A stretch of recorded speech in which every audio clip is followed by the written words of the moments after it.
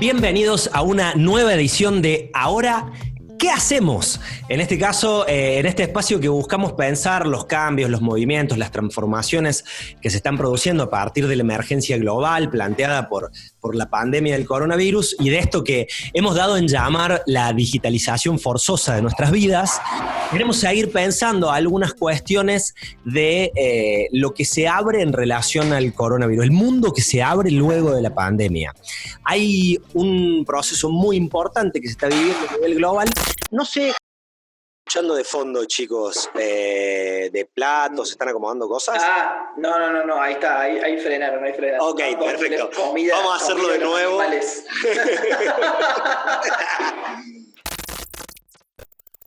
Como muchas de las otras emisiones, cuento con mi amigo personal Ignacio Petrocelli, compañero de aventuras, para ir pensando muchas de las cosas que vamos viendo sobre el mundo. Y hemos traído de invitado especial para esta noche y esta edición de este programa a Darío Candelero, economista, DJ y docente de la Siglo XXI. Darío, muchas gracias por sumarte a la emisión de Ahora ¿Qué hacemos? No, gracias a ustedes por la invitación. Para mí es un placer poder estar acá. Me parece que vamos a escuchar a un personaje muy interesante, con una mirada muy interesante también sobre la comunicación y la educación y la enseñanza de todo esto, pero en particular vamos a arrancar por algo que es tu especialidad, que tiene que ver con la economía internacional. ¿Qué pasó? Si vos tuvieras que sintetizar inicialmente el primer efecto del coronavirus en la economía global, ¿qué hizo en nuestro mundo? Paralizó absolutamente todo. Hizo que el mundo, después de mucho tiempo, dejara de funcionar, tal como lo conocemos. Por ahí lo asimilan a lo que es la crisis del 30 o la Primera y Segunda Guerra Mundial, y tiene características en común, pero digamos que esto es una cuestión muy diferente porque en realidad la economía acá fue arrastrada por una cuestión sanitaria, no por una cuestión económica o bélica. Entonces es algo, si bien no es nuevo, pero sí es algo que nos toca a todos y a diferencia de otras crisis sanitarias que tuvimos también, en esta hay redes sociales, lo cual también hace que el impacto sea mucho mayor. Me parece que pasa por ahí el cambio fundamental en la economía. Bien. Hoy pensaba el tema de la gripe A que nos tocó hace unos 12, 13 años. El tema de redes sociales era muy incipiente, entonces no había tanta información dando vueltas. Y si bien no llegó a este extremo, hubo un par de meses complicados. Pero yo me acuerdo que mi vida siguió absolutamente normal, no pasó esto. Claro. Y esa parálisis de la economía global, ¿qué significa cuando decimos que se paraliza la economía global? ¿Qué es que se paraliza la economía? ¿Qué significa eso? Que no se está produciendo absolutamente nada en términos físicos. O sea, fuera de cuestiones fundamentales como alimentos, insumos médicos, el resto en un comienzo se paralizó. Todas cuestiones. Eso, el cambio que yo estoy viendo también es la forma de consumo nuestra. O sea, hoy vamos al súper, compramos lo que necesitamos, tal vez nos demos un gustito ahí el que puede, pero después el resto de esas cuestiones accesorias, más influenciadas tal vez por el marketing, se han dejado de adquirir. Ahora se está tratando de renovar con esto de la venta online, pero hubo un cambio muy grande en nuestros gastos, en nuestra estructura de gastos, ¿no? Como ahora llegás a fin de mes y decís, bueno, me sobra algo más, ¿qué pasó acá? Te tiro una pregunta a vos en este sentido, Nacho. Darío nos pinta un escenario que se instala la pandemia globalmente para la economía. Con vos siempre hablamos muchísimo de los negocios internacionales. ¿Los negocios internacionales también se pararon? ¿Significa lo mismo? Y los negocios internacionales, la economía y comercio exterior casi que van de la mano. Vivimos en una globalización parcial, ¿bien? Recordemos que tenemos conectado prácticamente todos los países del norte, llámese América del Norte, todo lo que es Europa, con la parte asiática y parcialmente conectado a África y algunas partes de América Latina. Entonces esto ha hecho que las principales economías del mundo se vean totalmente afectadas por la economía, pero al mismo tiempo esto repercute en que las cadenas de valor global, recordemos que el mundo hace unos 20 años comenzó a fabricar en China, ¿bien? Y en todos sus países satélites, que son claramente Taiwán, Camboya, Vietnam y todos esos países satélites que ellos tienen alrededor. Y si se fijan, la pandemia avanzó tipo como va saliendo el sol. ¿Bien? Arrancó del este y se fue moviendo al oeste. Entonces, ¿qué se vio del lado del comercio exterior? Se vio que en febrero ya había cortes de producción en la mayoría de las industrias de Asia, de los países que toman ciertas medidas, ¿no? Hay países, recordemos que en Asia no todo, el concepto de democracia no es como el que nosotros tenemos, ¿bien? En donde por ahí el valor de la vida humana es distinto al que tiene Occidente. Entonces, en los países donde se paró la producción, en febrero ya había cortes, en marzo se intensificaron, pero recién entraba la pandemia, vendría a ser el meridiano de Greenwich, en todo lo que era Italia, España, Inglaterra, Alemania. Entonces se fueron como corriendo los problemas. La cadena de producción de China y de todos los países satélites de Asia no estaba. Después, cuando ya debería estar reactivado China, le tocó a Europa y ahora le está tocando a Estados Unidos, ¿bien? Entonces, fue como haciendo un viraje toda esa cadena de producción-valor. Entonces, antes tenías el que no fabricaba y ahora tenés el que no recibe. Bien, entonces hay como, se ha cruzado, se ha enlazado, tenés puertos asiáticos con barcos con contenedores hasta acá arriba, con pedidos viejos, y por otro lado tenés puertos como Long Beach o como Houston en Estados Unidos que no te bajan un contenedor y que todo lo que están buscando hacer es fumigar, revisar, seleccionan qué mercadería entra, qué no mercadería entra. Pasa lo mismo en Santos, en Brasil, bueno, acá mismo Puerto Buenos Aires. Entonces eso ha generado como un crash en donde no sabes dónde está parada la producción del motor, y esto claramente va a afectar a la economía porque son costos extra que se van a terminar derivando en el precio de los productos. Esto es lo que llamamos, lo que llaman los que saben la ruptura de la cadena de pagos, digamos, produce también ese problema porque no entran cosas y no se producen las transacciones. ¿Esto es así? Darío, ¿querés vos hablar un poquito de eso? Sí, no sé si la ruptura de la cadena de pago, más que nada es la ruptura de la cadena de producción. Okay, en Argentina ya la cadena de pago ya venía complicada de hace un tiempito. Bueno, por cierto marco de la economía argentina, digamos, en ese sentido. Exactamente. Dentro del contexto nuestro, nosotros ya veníamos complicados con esa cadena de pagos. Sí. Venía bastante rota desde hace un tiempo atrás, ¿no? En el cual todos nos deben y a todos le debíamos también, ¿no? Es el país que tenemos hoy. Pero sí, esta falta de insumos que no están llegando, lo que van a romper es la cadena de producción nuestra dentro de un tiempo, ¿no? Por ahora. Bien, ahora estamos igual relativamente bien, pero me interesa que retomemos como un poco desde el lado que te habilitaba el Nacho, digamos, que cómo ves este relato que en el escenario que vos hiciste paró la economía. Nacho nos sintetizó el proceso del movimiento global, digamos, económico. ¿Qué fue produciendo eso? Quería que nos puedas contar un poco vos, digamos, ¿qué fue pasando con la economía global? Más allá de este parate que vos sintetizás en términos del efecto global, ese movimiento que fue, esto arranca en China, se va trasladando desde distintos lugares, ¿cómo vas leyendo lo que fue pasando en las distintas partes del mundo a los que la pandemia fue desembarcando, digamos? Y lo que veo justamente es ese traslado, como que se va viniendo todo para acá, y tenés un sector que se está recuperando, pero no tenés la demanda del otro sector. Entonces, eso va complicando, ahora tenés mucha oferta y no tenés demanda. Entonces eso también te va desequilibrando todos los precios relativos. Más en una situación como la que vivimos nosotros, es como que muchas veces no tenés idea qué precio comprar ni a qué precio vender. Todas esas complicaciones se van trasladando. Sí, ¿querés decir algo, Nacho? Sí, sobre todo ahí me meto justo en la idea, sobre todo lo que está viviendo la cuestión de los commodities. Pensemos, nosotros en Argentina estamos acostumbrados a pensar en commodities, soja, trigo, maíz, pero el petróleo es un commodity, el carbón es un commodity, el acero es un commodity. Entonces, los precios de los commodities están tendiendo casi todos a la baja. Está pasando algo muy loco, que ya no hay lugar donde guardar los commodities. No hay lugar para guardar el petróleo. O sea, exactamente. Claro. Digo, con el petróleo tenés un montón de barcos recorriendo los mares porque no tiene lugar para entrar. O sea, lo que es Estados Unidos ya están sobretoqueados, no saben qué hacer, como que te pagan para que te lo lleves directamente, ¿no? Porque es que está en valores negativos. No hay espacio. Eso ahí. Sí, ok.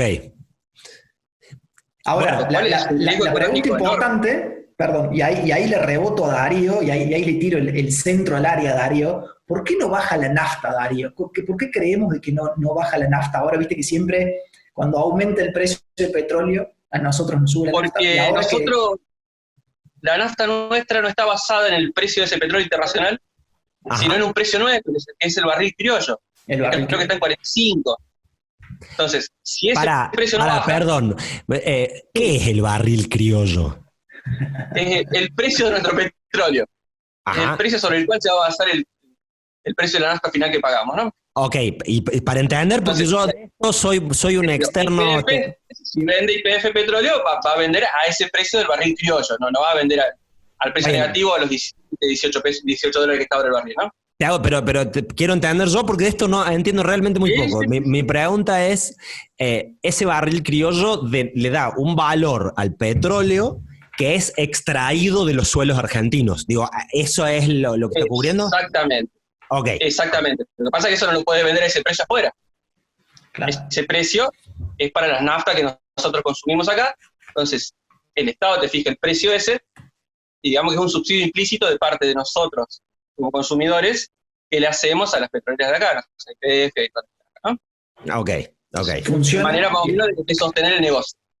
Claro, y ahí funciona cuando el petróleo baja, le da cierta garantía a YPF que pueda seguir la exploración, ¿bien? Porque si no, YPF tendría que estar vendiendo ese barril a valores negativos, o sea, YPF te debería pagar para que vos te lleves el petróleo, ese barril le permite a YPF seguir funcionando, pero ¿cuál es el problema? Cuando el precio del petróleo se va a las nubes, ayuda, si se quiere, a los consumidores a que no se terminen haciendo cargo de esa subida abrupta.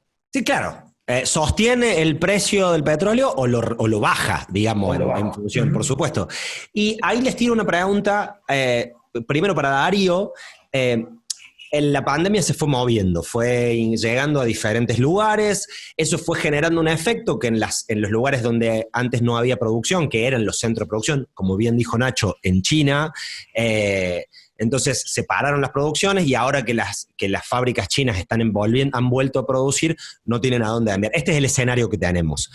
¿Qué respuestas económicas, entendiendo las respuestas económicas como de los organismos internacionales, como de los países, vos rescatarías, cuáles crees que fueron las mejores respuestas económicas en relación a, nada, se viene una pandemia, está llegando una pandemia, si no controlas la mercadería te va a pasar un problema, si no incentivas algunas actividades económicas te va a pasar. Si vos tuvieras que rescatar algunos casos, ¿cuáles rescatarías? Qué pregunta, ¿eh? No sé si te rescato algo, ¿eh? Bueno, ok, eso es perfecto, eso es una respuesta correcta. Un aumento de la intervención del Estado en la gran mayoría de los países, o en todos, para sostener esta situación, de decir, bueno, te paramos el país, pero bueno, de alguna manera te financiamos por afuera.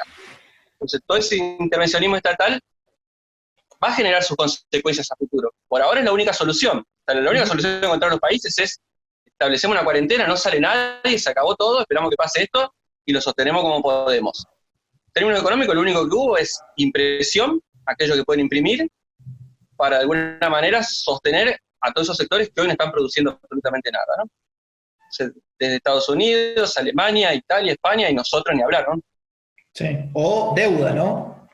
O, sí, nosotros lo que pasa es que no podemos acceder a ningún tipo de crédito actualmente, ¿no? Pero tenés casos como, por ejemplo, hoy en día la Unión Europea se debate entre si le hace transferencias directas a España o Italia o si le hace un préstamo, ¿bien? Que es radicalmente distinto. Entonces, si el Banco Central Europeo, que prácticamente arriba de la bóveda del Banco Central Europeo está sentada Mr. Alemania y Mr. Francia, y tenés, sobre todo acá se empieza a mezclar la política ya, tenés los halcones de los nacionalismos holandeses, los mismos halcones de Hungría, con un poco de Turquía dando vuelta por ahí, dicen, no, pará, yo no voy a darle una transferencia a alguien directa cuando no me la va a devolver, o sea, sos irresponsable porque te agarró el bicho problema tuyo, pagá vos las consecuencias. Esta es un poco la lógica que está viendo. Entonces, esta idea de Europa hermana empieza a resquebrajarse en algunos lados. Y cuando empiezan los problemas, ahí realmente se ve qué tipo de unión hay. Por supuesto. Darío, esta distinción que hace Nacho sobre la transferencia directa de la Unión Europea de fondos al Estado español o hacerle un préstamo, ¿qué diferencia? ¿Por qué es tan distinto eso? Y no está generando una deuda en el país, hay que ver también la capacidad de pago que tengan esos países, ¿no? Italia, España hoy es un país que vive del turismo. Entonces, proyecciones a futuro, las de España, y yo te diría que son lapidarias en la situación que hoy tenemos, ¿no? No sé cómo va a generar fondos para poder solventar un préstamo, ¿no? Si por ahí una transferencia sería una situación mucho mejor para ellos. Hay que ver si están todos de acuerdo con esa situación, ¿no? Claro. España yo la veo como un país, una economía muy complicada acá a futuro. Yo, ahí, a ver, en principio la lectura es falta de previsión en general, aumento de la intervención estatal como respuesta, considerando que es la única respuesta posible. Pregunta para los dos, vamos a tirársela primero a Darío por ser nuestro invitado especial. Digo, es la única posible. A veces a mí me da la sensación, acá les voy a tirar una apreciación absolutamente personal en este sentido, es, bueno, la única intervención es el Estado porque no nos queda otra. Digo, a veces es como si a veces lo firmáramos como un pesar, no nos queda otra que intervenga el Estado. ¿Por qué no nos queda otra que intervenga el Estado? ¿Por qué no hay otras respuestas posibles? ¿Por qué no se están dando otras respuestas posibles a esta situación de pandemia? ¿Qué crees vos, no? Lógicamente. A mí la intervención para mí el Estado siempre tiene que estar presente. Ok. Esa cuestión del neoliberalismo, el liberalismo de dejar al Estado a un costado, no me parece, por el hecho de que si dejas actuar libremente al mercado te lleva puesto. Y a veces es necesaria la intervención del Estado para regular ciertas cuestiones, ¿no? En estos casos el mercado dejó de existir, y en especial el mercado productivo. Entonces, la única forma de poder salir de esta situación, no salir, porque todavía estamos inmersos, sino al menos sostener la situación, es con una fuerte intervención estatal. ¿Cuál es el miedo del mercado? Bueno, ¿qué pasa después cuando todo se normalice? ¿Va a seguir esta fuerte intervención del Estado o se va a correr de lado en aquellos países en los cuales, bueno, no estaba tan inmerso? Esa es la duda que por el momento hay, ¿no? Este miedo que hablan algunos de esta caída del capitalismo, ¿no? El capitalismo va a seguir estando. Bien. Esto es una cuestión netamente temporal, o sea, 3 o 4 meses se soluciona y vamos a tener crecimiento, por supuesto que sí. Y ahí lo que digo, tu lectura es, después el Estado se retira desde tu perspectiva, en muchos países el Estado se va a volver a retirar. En la gran mayoría, sí. Nacho, ¿tenés algún matiz sobre eso? Sí, coincido esto que dice Darío, que en el momento que uno le deja al mercado la mesa servida, el mercado se la lleva puesta, se lleva el mantel, se lleva los platos, las copas, lo que quedó y todo lo que hay. Creo que la intervención estatal es importante en algunos sectores de la vida diaria de las sociedades. Sí creo que podemos llegar a vivir un reperfilamiento, por usar una palabra que está bastante de moda, un reperfilamiento de qué es esencial para un Estado, ¿no? Me parece que el Estado lo que va a tomar, doy el ejemplo de Inglaterra. Inglaterra está saliendo de la Unión Europea, activó el protocolo ya formal, bien, la Gran Bretaña en realidad, con todos sus otros países integrantes, y no se planteó salir de la Unión Europea para cerrarse y para hacerse, si se quiere, ultranacionalista. Inglaterra lo que está haciendo se sale del corset legal de la Unión Europea y se va a transformar en la Singapur de Europa, o sea, va a avanzar a una hiperglobalización Inglaterra. En Inglaterra va a tomar otro camino en donde algunos leen como diciendo, se retira de la Unión Europea y se está retirando de la globalización, está haciendo todo lo contrario Inglaterra. Inglaterra se está hiperglobalizando sin el corset de la Unión Europea. Entonces, ¿qué se plantea Inglaterra? Inglaterra se plantea vivir de los alimentos importados. Está escrito en su plan, vean, en que está circulando, que es un plan público, pueden acceder, lo sacó el gobierno, junto con construcción de puertos, eficiencia de rutas y otra serie de cosas, dentro de los cuales vuelve a reflotar tratados de libre comercio con grandes economías como Estados Unidos y todo lo que hace al Commonwealth. Y después de esto yo creo que los países van a poner un freno de mano y van a decir, no sé si está tan bueno que la comida, que los insumos médicos, que determinadas cosas cruciales que están relacionadas a esto, las dejemos que los produzcan otros porque así lo dijo la globalización y así creemos que es más eficiente. Yo creo que por más que existan ineficiencias internas, los países van a hacer un pequeño retroceso, si se quiere volver 4 o 5 casilleros para atrás, van a decir, che, por más de que producir carne de cerdo en Inglaterra sea carísimo, lo van a seguir sosteniendo, por más de que sea negativo y por más que sea ineficiente en términos globales, ¿no? O sea, no les va a importar el precio del cerdo británico contra el precio del cerdo francés o español, sino que lo van a mantener por una cuestión, che, ¿qué pasa si mañana esto nos agarra de nuevo? ¿Qué pasa si nos quedamos sin morfina? Entonces, y esto mismo aplicado a industria médica, bueno, esto que pasaba, los países peleándose por barbijos, por kits, cosas que ahí demuestra en realidad que la globalización que tenemos es netamente mercantilista y que y se ven las peores miserias de la humanidad. Yo creo que hemos hablado, me imagino, creo que una de las frases más repetidas que se deben haber escuchado entre nuestras amistades, entre nuestros vínculos, tiene que ver con esta sensación del hecatombe zombie, ¿no? Como que de repente estamos todos embarbijados en la calle, nos quedamos en nuestras casas, con todo lo que hace falta esto para que efectivamente se pueda enfrentar la pandemia, digamos, pero que la ficción había superado la realidad hacía muchísimo tiempo y ahora la realidad alcanzó a la ficción en algún sentido de lo que fue pasando. Me parece que es una cosa muy interesante el análisis que ustedes nos están permitiendo hacer porque tenemos que entender que va a tener un impacto geopolítico y geopolítico en términos de la economía global también. En esto que me parece que vos estás sintetizando, Nacho, y me parece que también decías, Darío, hace un rato, los países están poniendo un freno y están empezando a decir, ok, ¿cuáles son los recursos estratégicos que yo necesito tener? Más allá de todo, va a subir el piso de los recursos estratégicos que los estados tienen que mantener bajo su órbita ante esta respuesta. ¿Cómo lo ves a eso, Darío? Sí, concuerdo ahí con lo que dice Nacho. Esos recursos estratégicos sí o sí van a tener que quedar en dominio del país, aunque sea produciéndolos a baja escala. Pero sí tener ese resguardo por las dudas, una situación de este tipo vuelva a ocurrir, ¿no? Y de paso también generas un poquito de empleo dentro de tu propio país. El tema de Inglaterra es justamente eso, también salir de ese corset, ¿no? O sea, por ahí nosotros también lo vivimos acá con el Mercosur. Tenés que negociar un tratado de libre comercio, lo tenés que hacer en bloque. Y a veces las diferencias que hay entre gobiernos te complican mucho esa negociación. Si tenés a Chile, que lo tenemos al lado, que ellos trabajan solos en todo. Están en todos lados y no están en ninguno. Entonces eso les permite también negociar tratados de libre comercio con cualquier país. Bien. Ahí me parece que hay una cosa importante para retomar como punto, que es, a ver, ustedes están remarcando mucho, digamos, cómo la intervención estatal o los estados van a abordar un proceso en el cual van a volver a poner el pie, los que no lo hayan hecho, o van a profundizar su control de algunos recursos estratégicos a algunos estados por este impacto, ¿no? Digo, esta es la primera lectura. Hay un poco digamos, vamos a derivar en esta nueva normalidad en algún sentido, en principio en un aumento de intervención estatal, mayor o menor en función de los países que podamos llegar a observar a nivel global.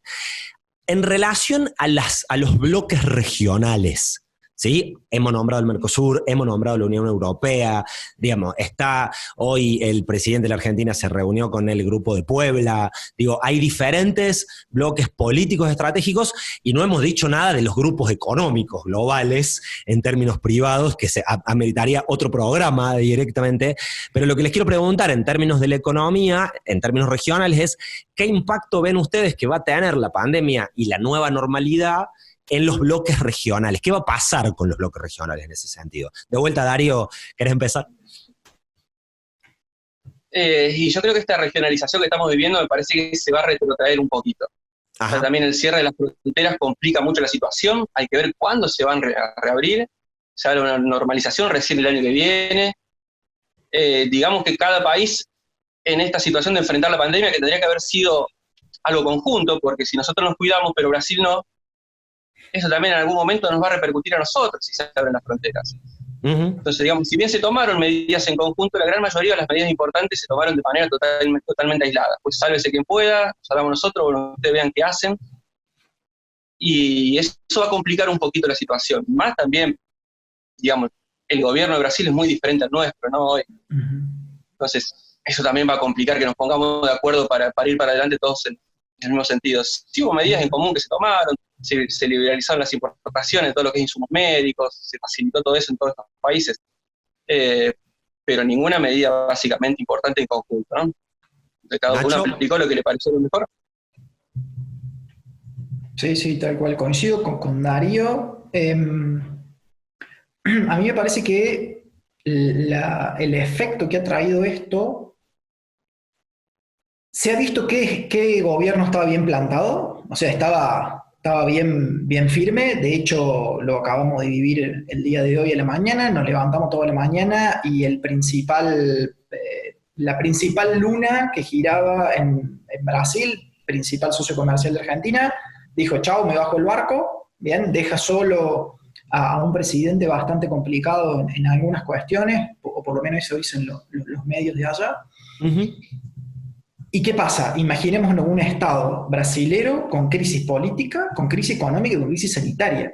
Si es nuestra primera economía Brasil, ¿qué nos queda a nosotros?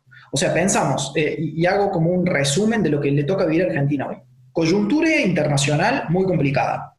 Le toca vivir su principal socio comercial en cierta crisis política, hay que ver cómo se resuelve, pero hoy es crisis política. Argentina está hoy es 24, 6, 8, 12, está a 14 días de entrar en default. Claro. ¿Bien? Entonces, imaginémonos este triángulo que puede llegar a generar un Brasil complicado, una Argentina en default y un mundo todavía que no sabe cómo salir. Uh-huh. Eso sí lo vemos desde donde estamos parados hoy, ¿no es cierto?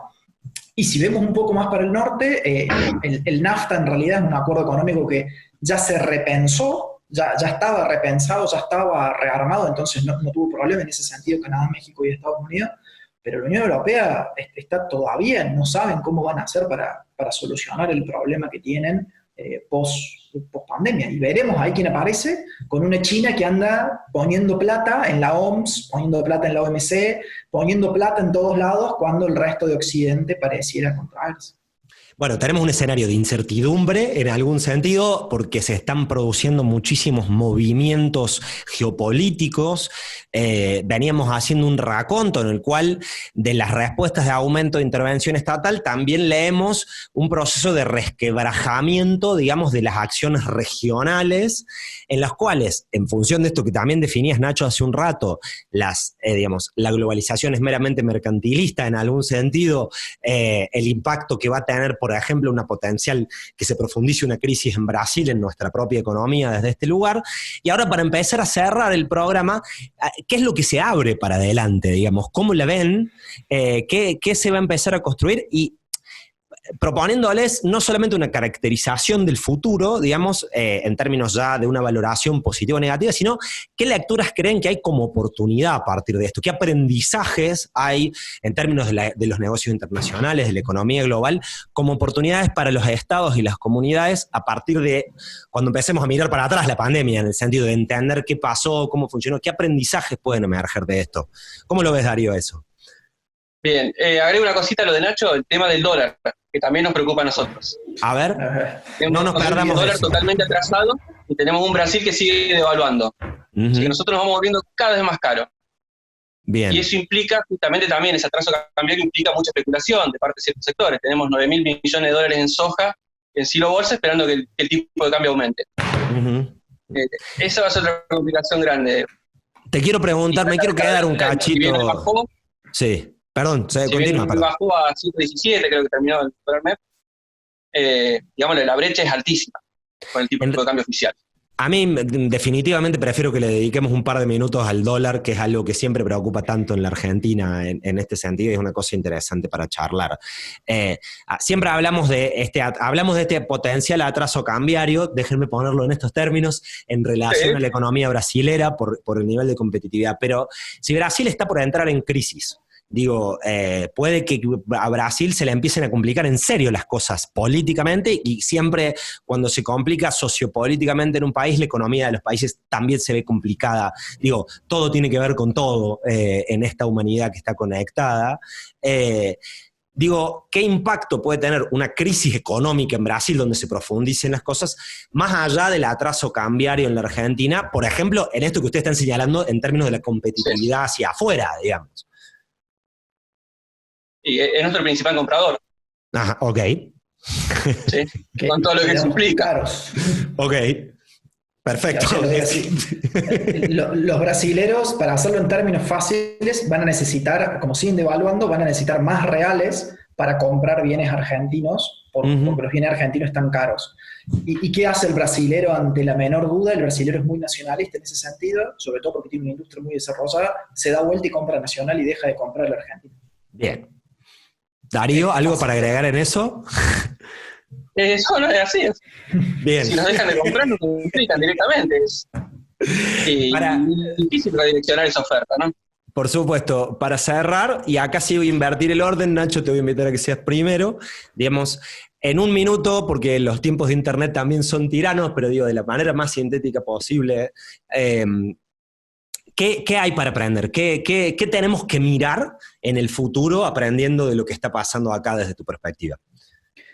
Yo creo que el proceso de aceleración de la digitalización que hemos vivido, y un poco lo hemos hablado con otras personas que han pasado por el programa, yo creo que va a romper el concepto de intimidity que se ha forjado en los lazos internacionales, en donde primero tengo que ir, conocerte, charlar con vos, generar una relación a largo plazo. Yo creo que esta digitalización lo va a cortar, lo va a romper, lo va a hacer trizas, y en donde el mundo, si somos inteligentes, vamos a poder presentarnos mucho mejor en mucho menor tiempo.